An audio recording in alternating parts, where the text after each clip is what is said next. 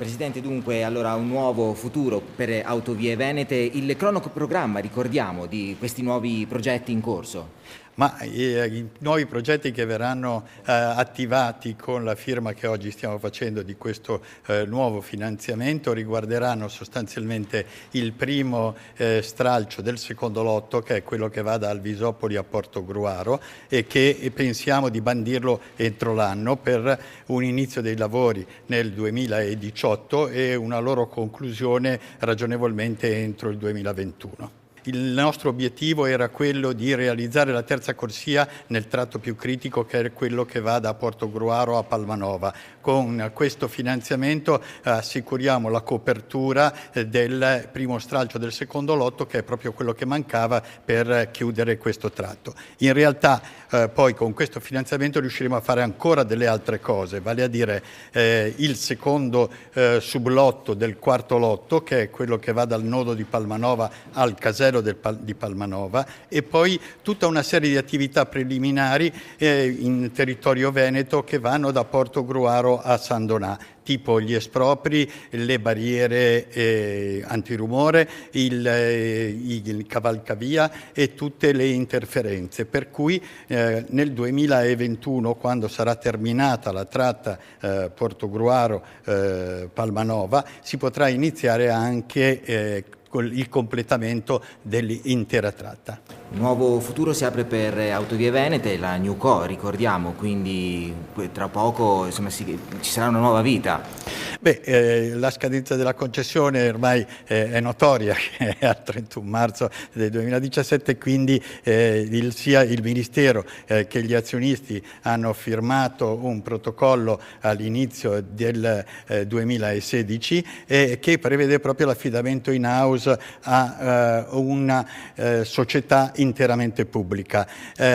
L'orientamento che mi sembra che gli azionisti stanno prendendo è quello della costituzione di una nuova società che continuerà ovviamente tutta l'attività fin qui portata da Autovie Venete. Con il Friuli abbiamo un rapporto consolidato, abbiamo in passato finanziato molte opere, dal sincrotone a molte operazioni a sostegno delle piccole e medie imprese. Con il Presidente della Regione abbiamo parlato di possibilità di rinforzare il nostro supporto alle piccole e medie imprese della Regione.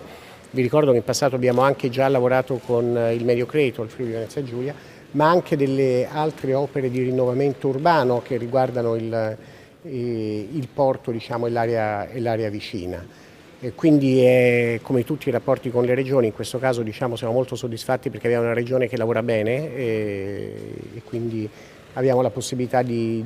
inserirci e anche di dare il nostro contributo. Antonella Baldino, Chief Business Officer di Cassa Depositi e Prestiti, oggi la sottoscrizione di un passaggio molto importante perché dà l'avvio al primo impiego di una piattaforma veramente importante. Sì, per noi è un motivo di grande orgoglio poter oggi avviare la piattaforma Grandi Infrastrutture che la Cassa Depositi e Prestiti ha strutturato insieme alla BEI proprio per poter meglio cogliere le opportunità offerte nell'ambito dell'iniziativa cosiddetta del piano Juncker. È una piattaforma Grandi Infrastrutture che quindi raggrupperà i principali progetti infrastrutturali realizzati sul territorio nazionale, e con questa operazione di oggi, con la firma e il perfezionamento di questo finanziamento, portiamo sulla piattaforma il primo intervento italiano sulla piattaforma Grandi Infrastrutture.